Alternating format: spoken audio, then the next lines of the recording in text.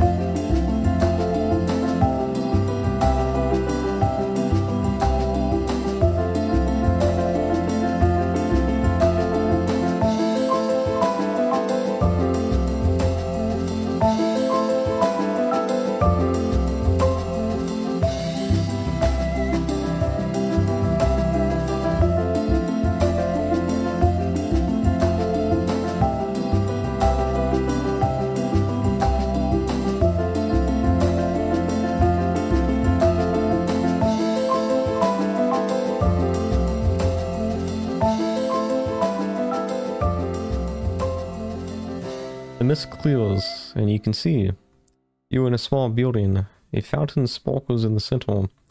It's mildly pretty in here. However, what really gets your attention is what you see through the windows to the north. Of course, we've already been here, so I guess we already kind of know. But I thought I would read it again just for the effect. Were not for the fresh air coming through the windows, you would think it was an illusion. Even then, it takes some time to convince yourselves. Through the windows, you see the outside, the surface world. Peering eagerly through the windows, you can see you're in a building in the bottom of a grassy valley. A river flows by outside. There are flowers. You're not sure exactly what this building is, but it could be a safe house of some sort. It doesn't matter. It's your exit if you choose to use it. So what now? Erica and other members of the Scimitar are undoubtedly scrying you, and know the exit is here.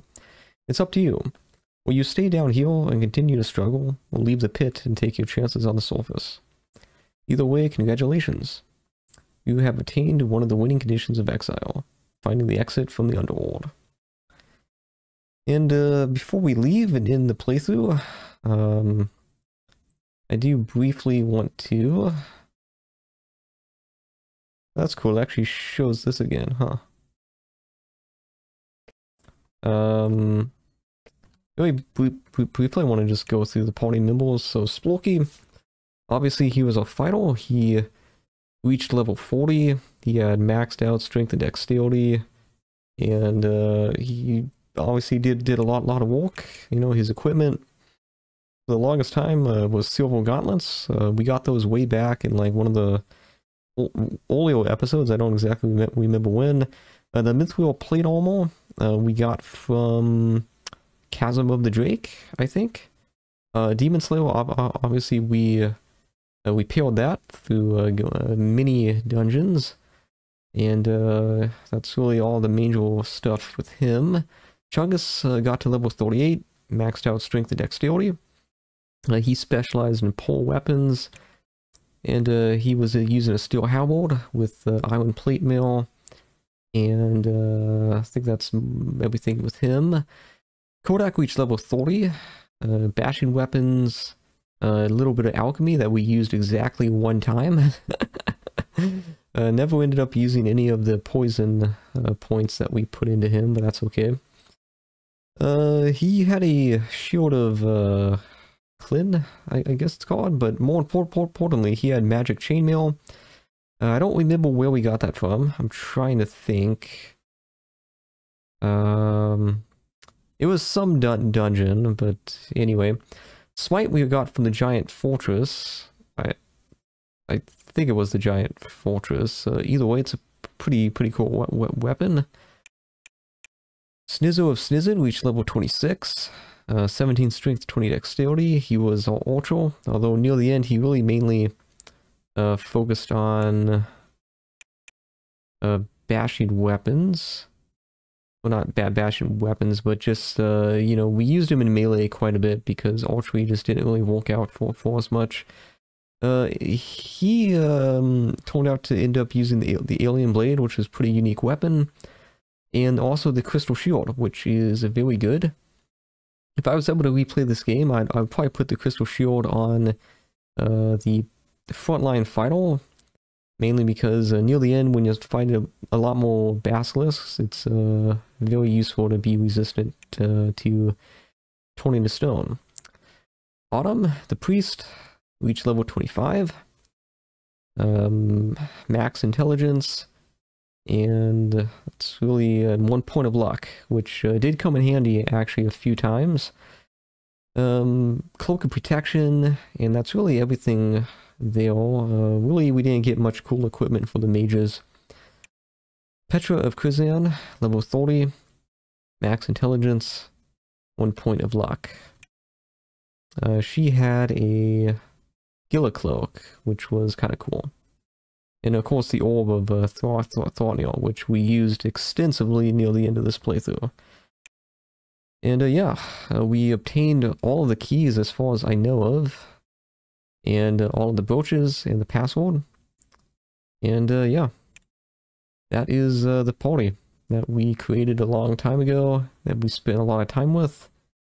And it's kind of hard to say goodbye, but you know, I guess they deserve some rest and to get back into the sunlight after being down in exile for so long. So, Splorky, Chungus, Kodak, Snizzo of Snizzin, Autumn, and Petra of Krizan.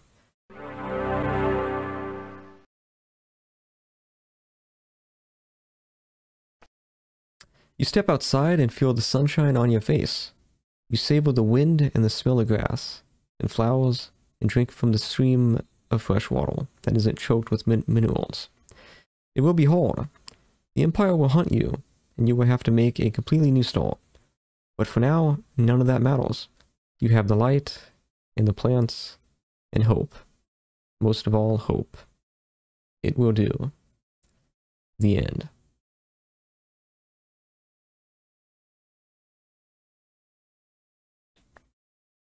So I'd like to thank you guys for sticking with the series for this long. It's been an absolute pleasure. And actually, I guess this would be more fitting if we did this at the main menu. But yeah, it's been a while since we've seen the main menu. In fact, we haven't seen this since episode 1. Well, I've seen it plenty of times, but you guys haven't. But yeah, as I was saying, it's been an absolute pleasure to make this series, and I hope you've enjoyed watching it as much as I have enjoyed making it. So, and if you've stuck with it this long, I can't thank you enough. It really means a lot. And yeah, this was quite the undertaking. I'm still surprised that we actually managed to finish it. I had doubts because you know, I've never really finished a Let's Play before. At least not one this long.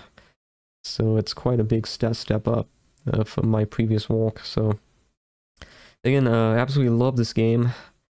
I wouldn't replay it for probably a few years. I think I've had my fill of Exile 1, but we still have the sequels, which I'd love to play in the future, because that would actually be new content. Again, I played the remake of this game, so I kind of already knew some of the things, but obviously there was a lot that I didn't know. But yeah, the next two games would be completely new. And I've heard that the third game is considered one of the greatest RPGs ever made. Obviously, that's very subjective, but it certainly looks very impressive for its time. So, anyway, thank you for watching. And I would end it the way that I always end it, which is saying that I'll see you next time. But I guess there won't be a next time, at least not with this particular series. So I'll just end it by saying thank you for watching.